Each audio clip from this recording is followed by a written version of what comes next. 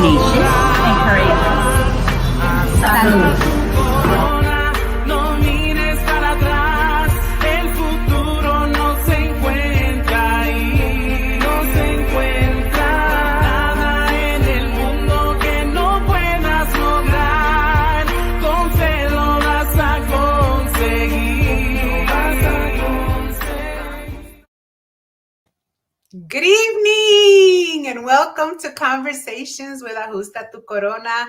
I am Lilian Maldonado, the founder of Ajusta Tu Corona, and today we have an amazing special guest, Margarita de Margarita, and you all may know her as part of the co-hostess of Ajusta Tu Corona. But we have some interesting information to share with you guys this evening. I am going to bring Margarita on and I am going to tell you a little bit about the changes with Ajusta Tu Corona. Welcome, Margarita. Welcome. Hello, Richie. Good evening. The faithful watcher, always the faithful watcher. We're so happy to have you here, Richard, and to have you being one of our top fans. Yes. So, Margarita is a former co-host of Ajusta Tu Corona and still is a co-organizer for Ajusta Tu Corona. The reason that I say former is because she is doing amazing things. Her growth and her knowledge, and it's just amazing. I've known Margarita for close to 34 years. We've been friends that long. We're like sisters, and I cannot tell you how proud I am of all of her accomplishments and her triumphs that she has had, especially some new ones that we're going to talk about. But I'm going to let her introduce herself to you and all of her amazing titles. Buenas noches, good evening, mi gente. I am La Margarita. Oh, what can I say? I'm a spiritual coach. I'm a sacred healer. I'm an end-of-life doula. They all intertwine with one another. I'm a published author, working on my 5th book. One of them was a compilation. And my audiobook is out, 70 platforms worldwide. I'm Soul Searching for Peace, a book of tears shed in print. I am a coffee roaster, which I'm very proud of. What else do I do? I'm an artist and a writer and a poet. And I'm Mother Moon's favorite child. That is wonderful. She has a couple of other titles as well. And we're going to talk a little bit about each of her titles. First of all, as she stated before, she is a sacred healer. So I would like to ask Margarita, how would you define religion in relation to where your work or what your work is? I don't. Okay. Religion is man-made. Spirituality comes from God. I don't, religion, I respect it. I respect all the different denominations of it. But no, I don't associate. I was raised Catholic and then taught spirituality. And in the spirituality is when I feel closest to God. It's my connection, my one-on-one phone call with him, and not through religion, not through churches or anything. So spirituality is something that comes from within. It is something that satisfies my palate and fills my belly and just overflows my heart. It's the one-on-one connection with my higher power, with my God. And how did your end-of-life doula come to be from your sacred healing? The end-of-life doula came after my mom passed last March. With the sacred healing and the spiritual coaching, that came from when my husband passed away. And the end of doula fit perfect for me because the 2 assignments I received, taking care of my husband until his last breath, and then taking care of my mom until her last breath. It was like, how can I say? It was like a job that was a position that was being held for me from a higher power to assist others in those moments when their loved ones or when them themselves are going to pass, so that they can pass gracefully, they can pass feeling fulfilled with no regret, with no grief, and just in a loving manner, and to assist the people who are losing their loved ones to understand, and whatever forgiveness you have to do, but to do it in peace, so that when they pass, then the people who are alive and can't cope, and then I work with them. That's wonderful. I can really feel that. I do have a question for you. It's like out of left field. So I've known you for so long, and you wrote your first book as you were growing. It like as we were, I want to say as we were growing up, because you started it at a very young age, and then you compiled all of your stories. Then you wrote a book for your husband. It was similar to a love story. And Mhm. then you wrote your third book. And it seems that every time you write a book, you have been through some type of trauma and they are healing to you. When are you going to write a book about your mom? I'm almost done with it. Oh, So I that's said, wonderful. hmm Yes. it's called "Come Hug Me," because my mother never hugged us when we were little. So when I had my kids, they're 4 years apart. I didn't hug my kids really until like my daughter was 10 and my son was 6. But throughout that time that we weren't hugging, I always let them know I love you. I'm proud of you. You can sit next to me on the couch, but I didn't like that touchy feely. The only time I liked that touchy feely was when I was intimate. And then after that, I was like, okay, don't touch me. And so throughout, it just wasn't. It was just, I hated people leaning on me and stuff because mommy didn't give us esa calentura de ese abrazo. So when you don't have that, you always feel like something's missing, like, And so the time that I spent taking care of her, I started in December 2017 taking care of her, and she passed March 2021. Um, I learned I was hugging. I was hugging trees. I was hugging people for 20 seconds and they wanted to get away from me, but I was like, nope, I'm counting. And so I think through forgiveness, we find out a lot about who we are. And that's where that book is coming from. Come hug me. Um, and the book is not about, oh, she didn't hug me or nothing like that. Because in my first and my third book, I speak about my mother and how she was presently absent, and how it was because through her weakness that I found my strength. But this book, it's going to be because I had to go to the full cycle with her through the sacred healing. I had to go through this whole cycle with her to love and like her, because as my friend for so many years, you must have heard me say, I love my mother, I don't like her. Hmm. Um, and so it was hard to take care of her, but then I learned to like and love her. And I learned so much about her in that time, um, that I understood why she couldn't hug us. She was incapable of it. It's not because she didn't want to.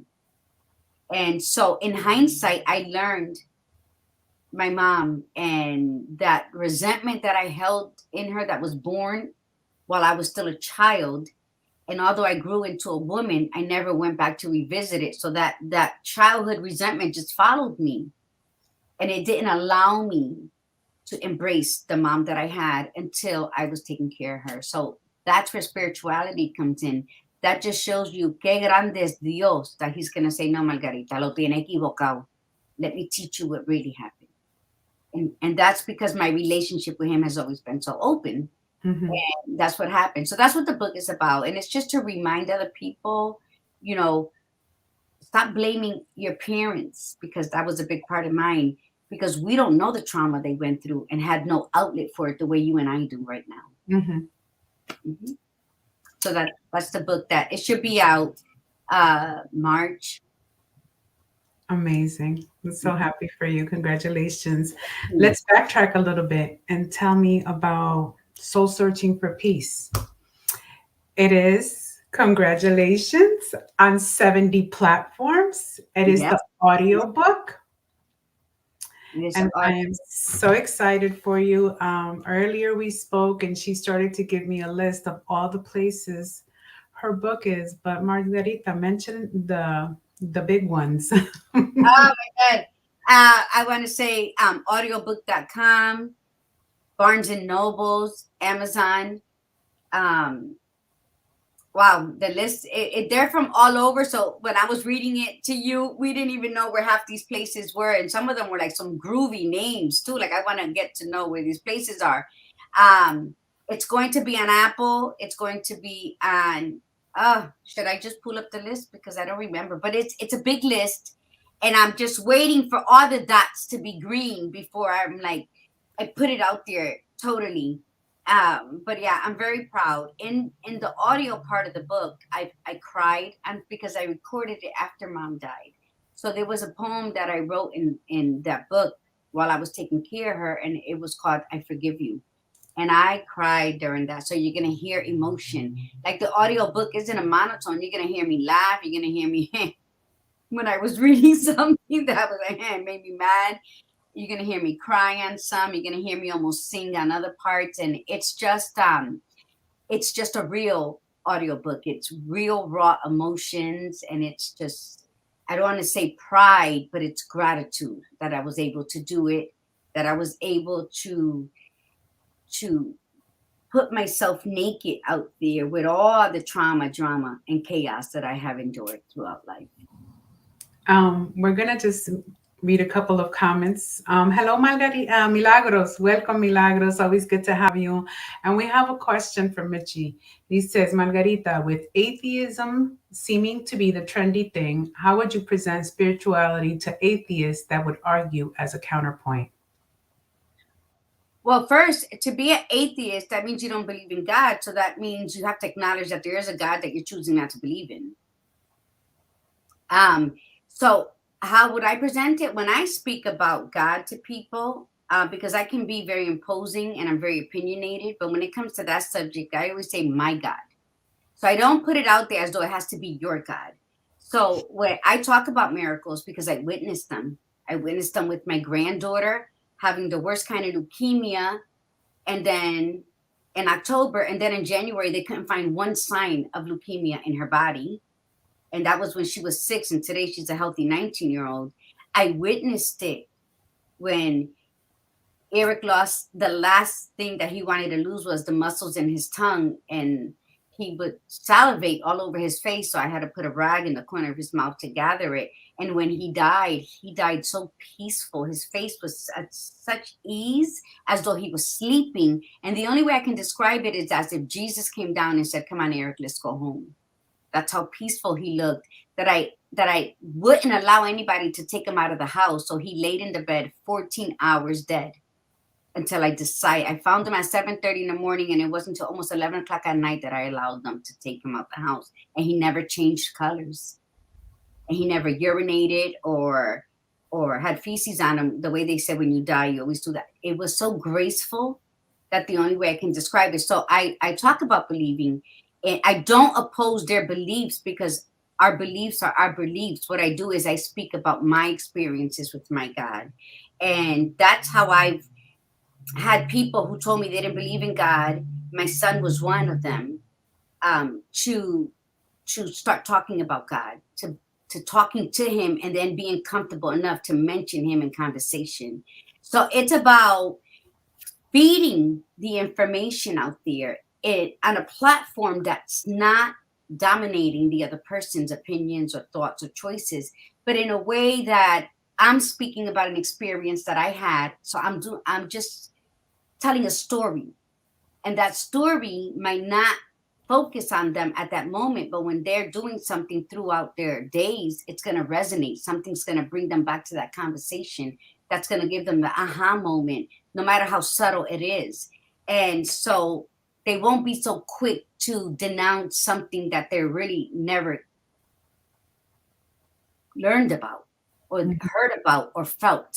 They're just going by what they hear, and really, if you felt it, you cannot denounce it, right? Mm-hmm. So I just feel that when I deal with people who, and I've had several who tell me I don't believe in God, that's a man-made book or whatever, and I'm like, to each its own. But you don't believe in it, that's good. But let me talk to you about my God. Can I talk to you about my God? And they're like, go ahead, because it's not going to make a difference. But I speak, and words are powerful. And it's not about me imposing. It's about me trying to shine a little spark of light into them, because I believe in spirit. I believe in soul. And I believe we have a place to go to when we leave this body. So if I can save one person, then my assignments that I've been given to walk this path are being completed one by one. I hope that was good. Wonderful. That was wonderful. You said that you wrote, you were part of a compilation of a book. Yes. And for those that haven't purchased the book yet, please give them the information on the book. Yes, the book is called Her Badass Story, and there's 9 authors in this book, and it's talking about tragedy to triumph to transformation. So, okay, you suffered a tragedy, and then you, by your own strength and with encouragement of others, but mostly we can't. It's like that saying, you can take a horse to water, but you can't make him drink. People can encourage you, they can motivate you, they can inspire you, but it's ultimately you to rise above it. So it's about going from that tragedy, when you would throw down on the ground, stampled on, for you to say, no más, si se puede, and rise above it, and then learn from that, not only from what you went through, but learn about your own personal strength, your bravery, and then transform it into something that's going to always be surrounded around you, like a rose-colored energy bubble, that you can then help those who haven't yet seen that light of triumph. Mm-hmm. Good evening, Lori. Welcome. And Milagro said it was a wonderful book. She read the book in one day.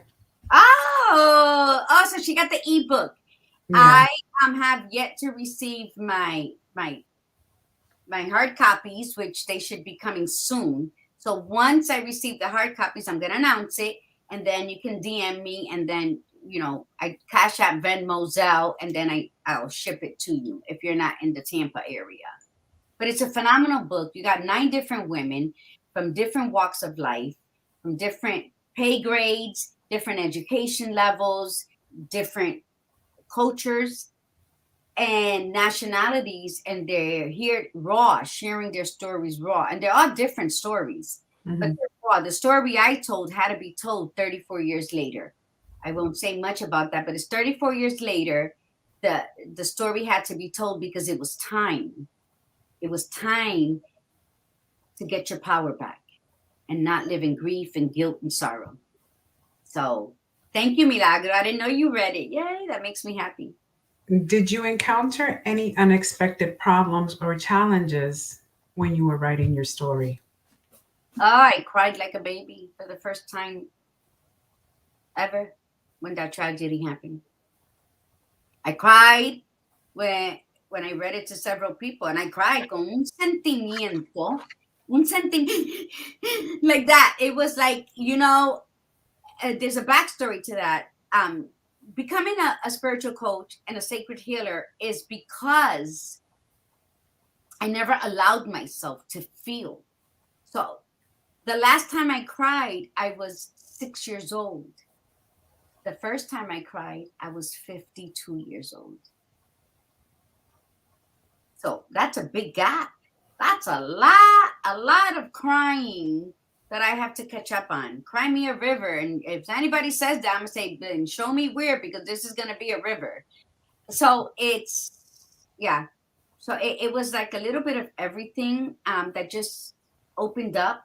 And it's a beautiful thing. Now, Lillian, I always called her La Magdalena, because Lillian would cry over a commercial. You'll tell Lillian, I had a dream last night. And she's like, I showed her a video of a little boy singing a beautiful song, and she's crying. And I would, at first I hated people crying around me. Like, take their shit somewhere else. And then I was like, mira que Magdalena. And then I started saying, wow, I wish I could cry like that. I wish. And then I would dismiss it. So when I would say, Lillian, oh my God, I saw this and I cried. She goes, well, how many tears did you let fall down your cheek? Because that was crying to me. La lágrima nada más. No sentimiento behind it. And that's because I would feel the not to cry and I would swallow it. And for a day, my throat hurt because it felt like I swallowed the golf ball. That's how real the emotion was. It was just one deep sigh. It wasn't not even a tear. Her form of crying was just, and that's where it ended. And me, if I even my nose turned red or I even looked like I was gonna cry, she would say to me, "What's wrong with you? Why are you crying? Like, why are you always crying? Like, you need help." And now I cry and now I see I was shown and I had apologized to myself that it is very healing and that it was something I needed to do, and it's just a refreshing and it's a necessity. It's I think now if you knew me a year and a half ago to what I'm about to say right now, you would think that I'm an imposter. But the crying feels so good. It just and I was so ashamed. I always associated crying with being weak and pathetic, and now I feel so empowered by it that it's kind of yeah, milagro, that I feel like wow. And now when I see people crying in front of me, I'm like, oh, she's gonna feel better now, or he's gonna feel better now. And that's where I'm at. That's in the space that I'm at right now. Milagro says that I cry for anything. And that was the old me. I guess we kind of switched roles because I had to cleanse my soul all those years back then, where now I feel very much at peace. I'm still very sentimental if I see a sad movie, but I don't cry unnecessarily, is what I like to say. Mm. And I feel that Margarita is just starting to clean her soul. Yes, yes. It Yeah. is. It is. And it's bringing me full circle to the real and raw Margarita that I've always been, but just a little more polished. Because let me tell you, between Christmas and New Year's, I felt this burst of rebirth. And when we had a conversation, what I tell you, I have a secret, right? Mm-hmm. Margarita's back. And and and I feel really great walking down that lighted path. Like you just don't know. Like I'm on fire. It's I'm on, wonderful. It's Mhm. wonderful to see.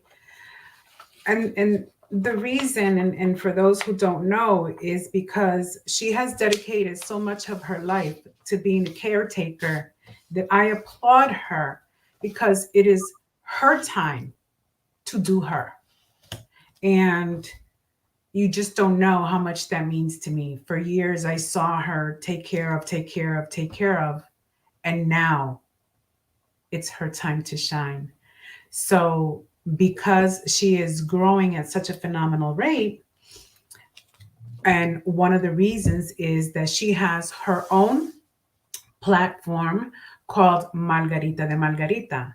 Now, she started this years ago, and I was glued to the screen watching her all the time. And then I started Ajusta tu Corona, and then she decided to start her Moments with Margarita, which is her teaching on a vast majority of subjects, but mostly a lot of her spirituality and inner growth.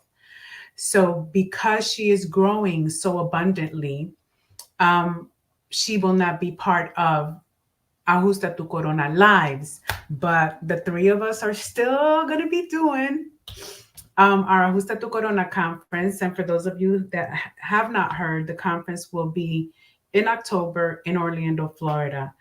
Now, Margarita, Mhm. tell them about Margarita. Moments with Margarita. Moments con Margarita was born January 1st, 2017. You can ask me about something you just told me an hour ago and I'll forget, but I remember dates. And it started while my husband was still alive. And I think I did the Moments con Margarita up. I even did one when he passed away while he was in the hospital. Moments con Margarita is about learning to love yourself. The very first one talks about acknowledging your pain, acknowledging your mistakes, your failures, acknowledging the amazing person you are, accepting what happened, feeling it, feeling everything that happened, and then releasing it so that you can celebrate the woman that you have become. That was on the very first episode of Moments con Margarita. Acknowledge, accept, feel, release, and celebrate.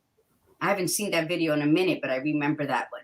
I remember I talked about being 50 pounds overweight, about waiting all this time, or I want to do this, but I want to wait till I look like this. And then I was like, no, I'm just going to do it. And that's exactly what I said on that very first show. And it's about, you know what? We are not mistakes. Our destiny has already been planned for us. That's just, if you keep your faith, your destiny has already been planned. What happened is we think we know it all. So then we come out with the new playbook, and it's taking us through all these detours. We'll always eventually be where we're supposed to be, but it's going to take us longer if we continue not to feed our spirits. When you don't feed your spirit, and then guess what happens? You go longer. So that's what Moments con Margarita is. It's teaching you to love your authentic you, not the person you want to be, not the person you're trying to be, nor the person you used to be, but the person you are at this very moment, because that's all we own is this very moment. El ayer ya se fue, mañana todavía no ha llegado, es ahora. So, and that's what I like to talk about. My main thing that I'm just so stuck on is about feeding your spirit and nurturing your ego. Mm-hmm. That is it. And then I wanted to add something. I had a conversation, coaching yesterday, and it hit me with the body, because we're so hard on ourselves. You know, society makes us believe that unless you're thin, flat stomach, that you're unattractive. That if you're not taping your face back, or if you don't get the Botox, you're unattractive. What I want to say, when you feed your spirit kindness and gratitude and love, then your ego becomes your best hype man. It's right there rooting you on. You got this, Margarita. Come on. Ay, te caíste. Come on, get up. We got a deadline. And our body, when you feed your spirit, you still need a body. Our spirit is lost without this body. And this body is the one that shows up every day for us. Whether it's 50 pounds overweight or it's malnourished, it shows up for us. When we tell it, let's go here, it follows suit. It does it. So we have to take count that our temple needs to be filled with love. It needs to be filled with the spirit that's vibrant and grateful. I'll give you an example. This is our temple, right? This is us. This is what gets us up and going. With all aches and pains. All aches and pains. That's it, right? And if we take care of it, there is less aches and pains. But okay, let's talk about a house. You have a house. I don't care if it's brand new or if it's 50 years old like mine. It doesn't matter. You have a house and you have a family living in that house. And there's laughter and there's tears and there's family get-togethers and there's furniture that goes out and furniture that comes in and there's carpets laid out and there's all of this hustle and bustle in this house. And the house can be whatever, right? You leave the house and abandon it, the house starts to fall apart. Yeah. An empty house decays quicker than anything. A lived-in house will last you forever. You fix it here, you fix it there. You know, you can't fix it. You got to wait. But it still holds you, right? It's still there. That's our body. So when we don't feed our spirit kindness and gratitude and love, then our body is like, what the hell is she doing to us? What are we supposed to do? So then when we don't feed our spirit that, we're feeding our bodies. Potato chips, meat, cheeseburger, french fries, pizza. We're feeding it all these things that it really doesn't need to, it doesn't require to get us moving, but we do it because there's something missing in our soul. And then our body does things we don't want it to do, and then we're angry at it. Oh, look at yourself. I hate this chicho. Look at this chicho. Look at this. Look at that. Oh my God, what? I hate this. I want to be thin again. And our bodies, it's like that abused child. Like, well, I don't know. You did this. What do you want? So either you don't feed it enough or you overfeed it, and it's reacting to what we're doing to it, and then we berate it. And we're angry with it. And we sometimes hate ourselves. We look in the mirror and we hate ourselves. No. Love yourself where you are. Because you know what I do to myself now? Because I'm a molestation and rape survivor. My rape happened when I was a beautiful size 8 salsa queen in the Copa in New York, 3-inch high heel wearing chick. Lil, blonde, whatever. So my body, after that, served as my protector. So if I'm overweight, then I feel safe because then I'm not attractive to anybody. When I'm in my groove, like now, and before I decided to get it back into shape, I was safe because I didn't want to be attractive. I didn't want to look at anybody. I didn't want to meet nobody because I wasn't feeling good about myself. But guess what? I am the best looking person in the reflection that comes back at me. Yo soy un cuerpo de guitarra sin las cuerdas. So you got a chicho here and you got a chicho there. But guess what? I talk to it every day. I'm like, it's okay. You're beautiful. I'm okay. We're safe. You can leave. Because that's my experience. My pain wasn't held in my heart. My pain wasn't held in my emotions. It wasn't in my spirit. My pain stored in my body. So why am I so big on feed your spirit and nurture your ego? Because I've experienced it on every level. So what do? Your spirit is energy. This is something I shared on Moments con Margarita. So how do we do to feed our spirit? You raise your awareness by living in the moment and reveling in the beauty around you. Lillian just bought a house and her yard is a forest. She sits out there. She listens to the birds. I sit on my back and in my sanctuary, my back porch in the mornings, and you listen to the birds and you smell the grass, and that's the beauty we need to revel in. We got to stop what we're doing. Pick your window up. Go outside. When you're driving and you're at a stoplight, look at the trees. Look at a couple holding hands and looking at each other tenderly. That's beauty. That's feeding your spirit with positive energy. And that saying that says, el refrán, stop and smell the roses. That saying is so cliche, but it is so true and it's so healing. And don't take it literally, roses. Just stop. Look at the flowers from your window, from your car. Look at it. Go out to them. Touch them.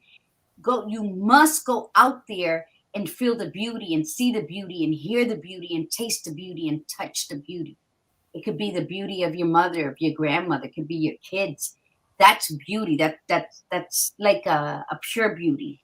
You got to pray every night and meditate every morning. So say you're praying tonight, Father God, please help me. And you say your prayer and you be specific. When you get up in the morning, take 5 or 10 minutes and sit in silence and clear your mind and listen to the whispers of that's going to give you the message of the prayer you did the night before. Give thanks. Be grateful. To see, to smell, to taste, to hear, to feel. Be grateful of your 5 senses.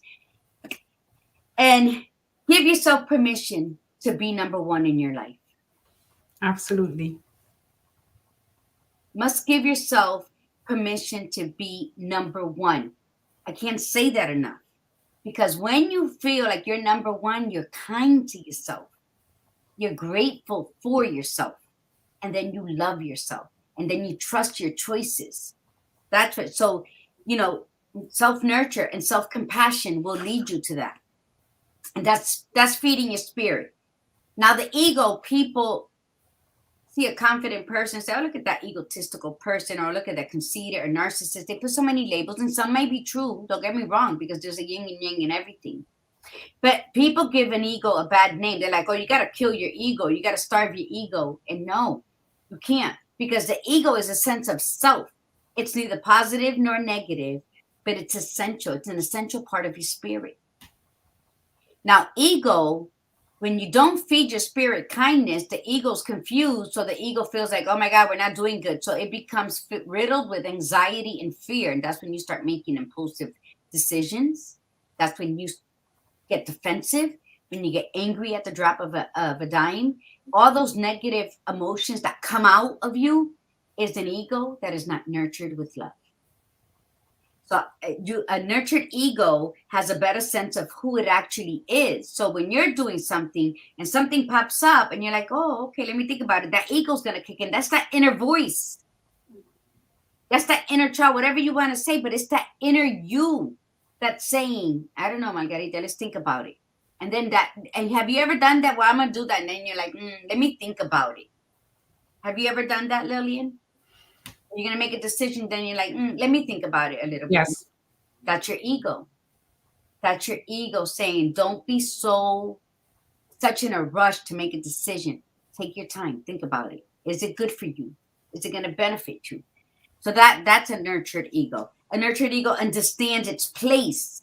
It maintains clear boundaries of identity and is resilient in maintaining the integrity. So when your integrity is in place, it's because your spirit's aligned with your ego. A nurtured ego keeps things in perspective. It doesn't obsess. It doesn't dramatize. And it helps solidify your self-esteem. So when you feed your spirit kindness, you nurture your ego with love. So building a foundation for a productive life in harmony with your world, with a clear perspective of your you in this universe and of your purpose, is by cultivating self-trust, by being kind to yourself, being grateful, and being loving. And I said this on my show. How many people here have seen the movie The Help with Viola Davis? It's set back in the 50s and 60s when the African Americans were like the maids. Oh, yes. Yes. And she gave that pie. Yes. Okay. Now, that movie, through it all, was very educational.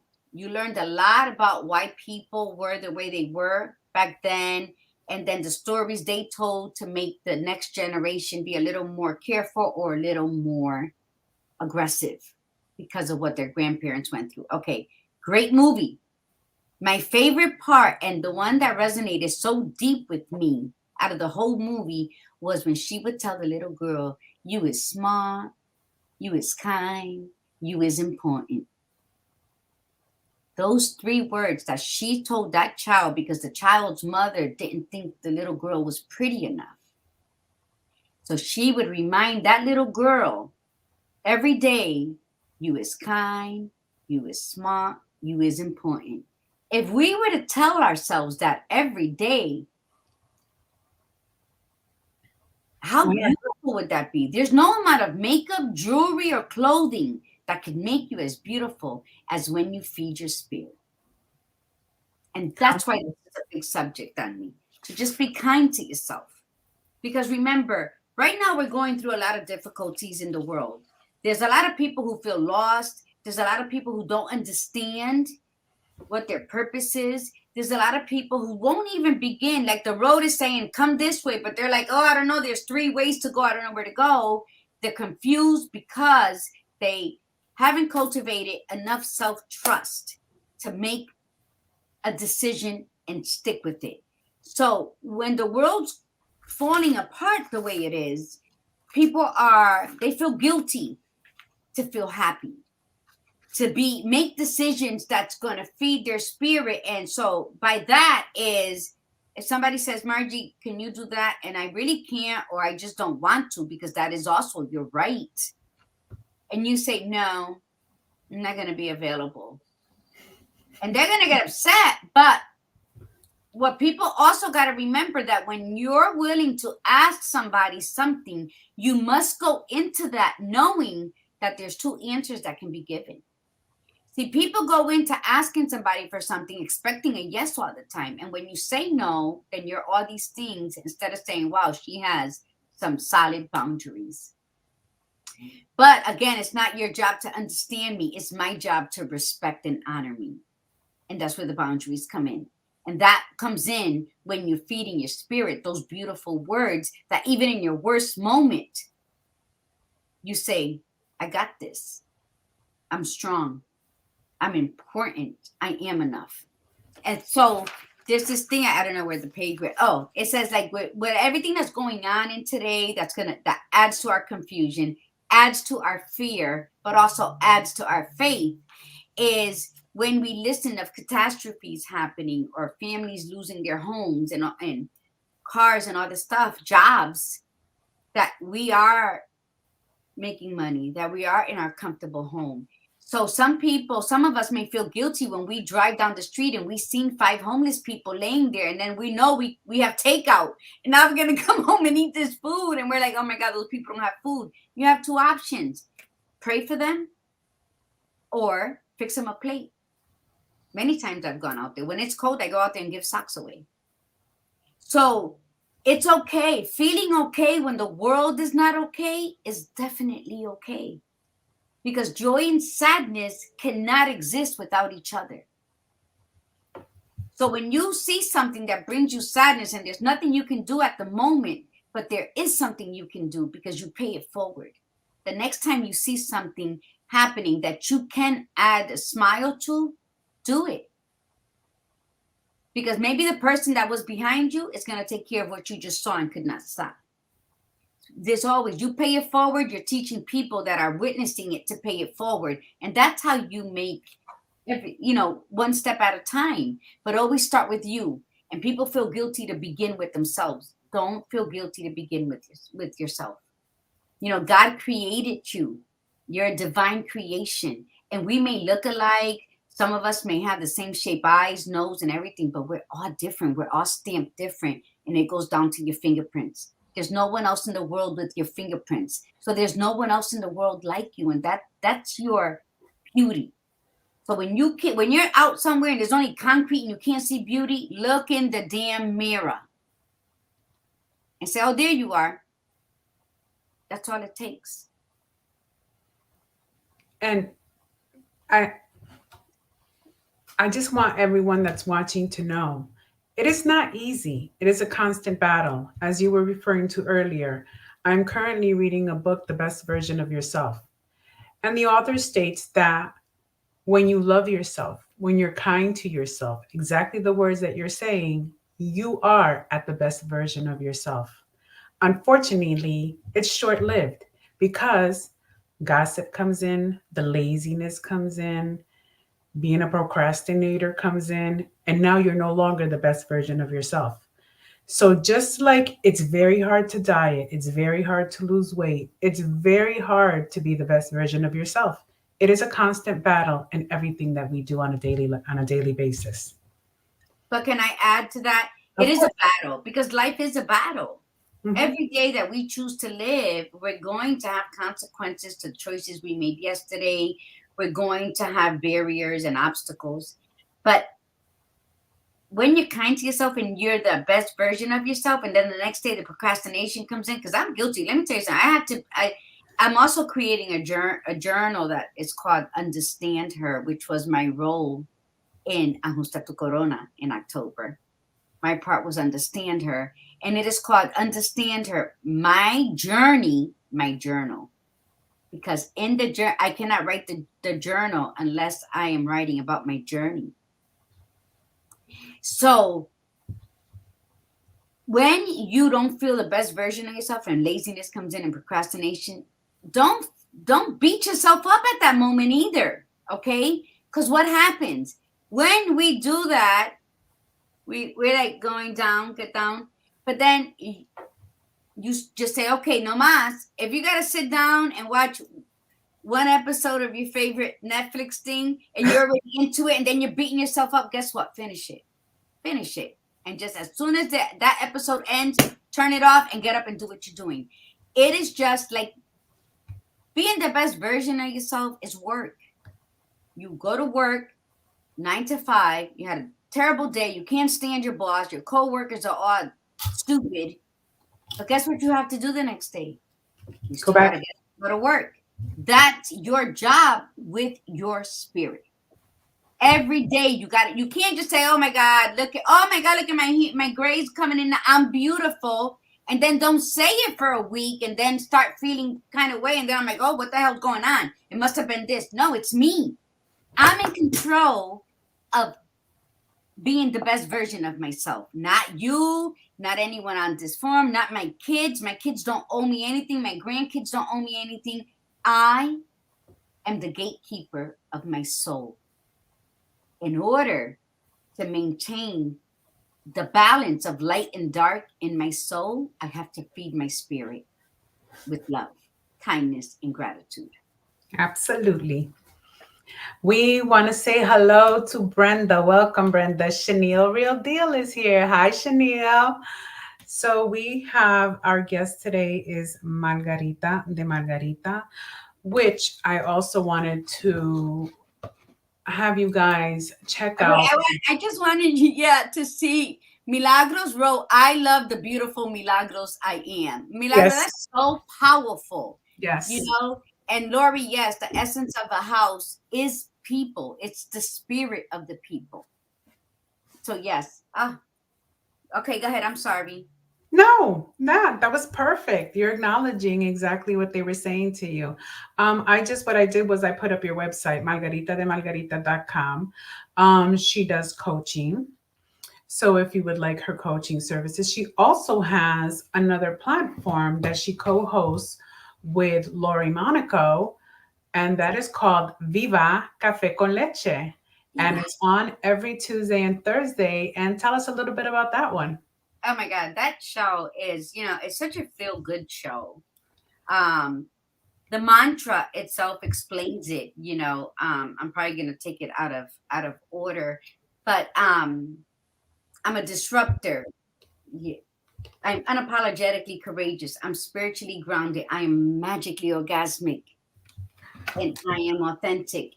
And you know what happens? That show, we have guests on Thursdays, and Tuesdays is just us. And we speak about everything that has nothing to do with politics, religion, or COVID. That can stay out in the world. This show is about love. It's about understanding. This show we talk nonsense sometimes. The co-host and I, we disagree on live because that's real life. Just because we're friends doesn't mean we're going to agree. So that's a lesson in itself. That to respect the opinions of others, disagree. Well, I don't see it like that. This is how I see it, because then we're telling a story, and a story always has two sides to it. So I think that Viva Cafe con Leche makes me happy. It's something that it does. It makes me happy. It makes me happy when the people come on. It makes me happy to pop up like slut magic and be like, "Buenos dias," and that's what it does. And it's just something. Find something that makes you happy and do it, and then do it again and do it again and do it again. And if it becomes a little stale, add some sazon and continue to do it, because that's life. Absolutely. Everything's not, when you put that fresh piece of gum in your mouth and you're chewing it, it's so sabroso. And it's like, then the flavor goes out. Then you want to take it out and stick it in your hair. And then when you go back to chewing it, it doesn't have the flavor. Well, guess what? That's life. That's life for a single person. That's life for a married person. That's life with someone involved with somebody. You have to keep adding sazon to whatever it is you're doing, because it will go bland, because we're so busy or chaotic or doing something. It goes bland. Esto no tiene sal. But you have to add it, and you have to stir it. You have to refresh it. And that's what life is. And people make such a big thing about it. Oh, it has to be this, it has to be that. No. Hold yourself accountable. It's you. What are you doing differently today that you're feeling down that you didn't do yesterday when you were feeling like soaring like the eagles? And every day you're not going to be able to soar. Sometimes you're going to have to be perched on that branch. But but bask in the love that you have the opportunity to sit on that branch and overlook the beauty. Milagros, always sazon. We always gotta Aquanet Aquanet flavored gum because you put it in your hair and then you went to go chew it Yeah, again. and Hi, Nancy. that's just Nancy. saying that we don't take the time. We think that nothing lasts forever. Nothing.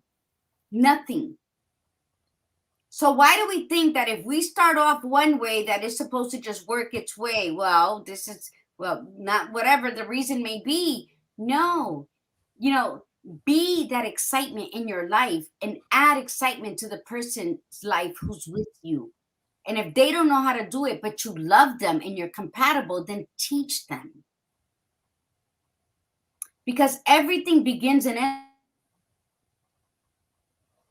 If I stump my toe, it depends how I'm going to take it and how the rest of my day is going to be. And I'm going to have those moments in the middle of the day when I'm estoy bajando los santos, but I have to catch myself quick, not to be that same rageful Margarita from 4 years ago. Wonderful. I am responsible for my me. If I'm overweight, I did that, not my circumstances. Because when I was upset, I could have put my sneakers on and went and walked 4 miles in an hour instead of driving down to Culver's and getting a cheeseburger and French fries. So you see, it begins and ends with you. For those that don't know, cheeseburger and fries is one of her favorite meals. Yes. Well, she it's loves it. But right? I mean, what's your take on what I just said? You're absolutely right. We are responsible for everything. And I just wanted to make a note of, if you are responsible for yourself and if you feel that you can't change yourself, then find someone who can help you change, such as a coach. As far as I'm concerned, being a forever student will always keep your mind active, keep your heart active, and just make you feel better about yourself. It does. Because if not, this will control you with the dark thoughts. But if you keep feeding it, learning it, keeping it busy, then you're in control of your thoughts. See, our thoughts are our worst enemy, not the neighbor's wife, not your co-worker. It's you and your thoughts. So we have to change the way we think. And the way we change the way we think is by feeding ourselves good words and meaning. We're going to have ugly days where our eyes are swollen and, hey, mira, esta hinchadera, and we're going to say, oof, I look awful. Well, do a moño, do something, but don't criticize yourself. The world beats you up enough as it is. Do not participate in that behavior. Absolutely. Margarita, our time is running out, but I really, really want to know about the coffee roasting. Oh, I don't have my coffee back here. I'm rebranding. The name was Cricket's Whispers Naturally Orgasmic. And I'm kind of in a rut right now with what I'm going to rename it. But just something in me. I asked myself one day, why aren't you promoting? Because when I roast my coffee, I put jazz on, I burn sage, and I dance in the back room. And I dance and I laugh with myself, because to me, energy is everything. So if my aura and my energy is good, then whatever's cooking is going to roast good. Because remember, Milagros could attune, yo no cocino mucho, but when you're cooking for your family and you're doing it, sí, yeah, what do you want? Te sale de maravilla. When you cook because you're angry or because you don't want to, but they want you to cook, te sale mal. So when I roast my coffee, I make an effort to be in a space where everything's happy. Because el café that I make, it came to me. My best happy childhood memories was when Abuelita raised me from 6 months to 5.5 years old. Those are my best memories. When I would have nightmares and she'll wake up with me, vente, vamos a beber el café. I was drinking coffee since my baby bottle. But coffee, when I smell it somewhere, and when I make it with carnation milk, and the first sip I taste, it's Abuelita that I see. So I want to make a coffee that's going to invoke happy memories for whoever's drinking it. That is my mission. Because Abuelitas. everybody's in such a rush today, rush to go from point A to point B, that they're not even tasting the food. They're just eating it. They're shoving it down. So stop, smell the roses, have a cup of Margarita's coffee. And guess what? You're going to like, it's going to take you somewhere. Trust me. It's going to take you somewhere that's going to give you happy thoughts. And if you drink my coffee first thing in the morning, that's all you need to set your day. And that's my mission to humanity. That's my service to humanity. Because it is delicious. Let me tell you. Neil wrote about the cooking. That's why she bought pizza today, because she wasn't in the mood to deal with anything or anybody. She wasn't cooking. And Milagros does. She loves to cook for her family and her friends. Milagros, my mother was Italian and my father was Puerto Rican, and all the Puerto Rican women would bring their cuchifrito, their patitas, and berenjena. I remember that because I don't eat none of that. They used to buy it and bring it to my mother to cook it for them. That's how great of a cook my mother was. Always had the house full of people. So I associate cooking with company, and I don't like neither one. So I'm happy right now in my life. She has a selective few that are allowed to come and visit. Yes. And we get coffee, we don't get food. Nope. If Francia's here, she be popping up with some stuff. Francia does the cooking. Yeah. But the beauty of it is that they understand that and they respect that, and they're like, oh, we better either eat before we get there or stop at the grocery store and get some salami and cheese and olives and stuff. So yeah. But that's dinner. And that's the respect. That's the respect and friendship. It's an understanding and accepting each other where you are. There's not competition. The only competition is yourself. One episode, that's it. Yeah. Mi gente, do not forget how amazing you are, how beautiful you are, how exceptional you are. Ajusta tu corona and keep it moving. Margarita, I'm sorry. I'm confused with the M's today. Thank you so much for being on the show, telling us about all your platforms and all the amazing projects that you have going on. Is there a message that you'd like to leave with our audience? No, feed your spirit. Find the words that resonate with you. If you want to say, I am smart, I am kind, I am important, because guess what? That makes you beautiful. Don't start off with I'm beautiful, because this is fleeting. Feed your spirit what it needs. Be kind, be grateful, be loving. That's what I'll leave you with, because you know what? That's all you need. That's all you need. And I just want to say my jewelry is by Exceptional Me Jewelry today. Yeah. I just remember this is a quote I created in 2006 when I published my first book. You know, it's always remember that may your soul sing and your spirit dance. And when you feed your spirit, your soul does dance, because they're twins. So keep that in mind. Good night, everyone, and thank you for joining us. Buenas noches.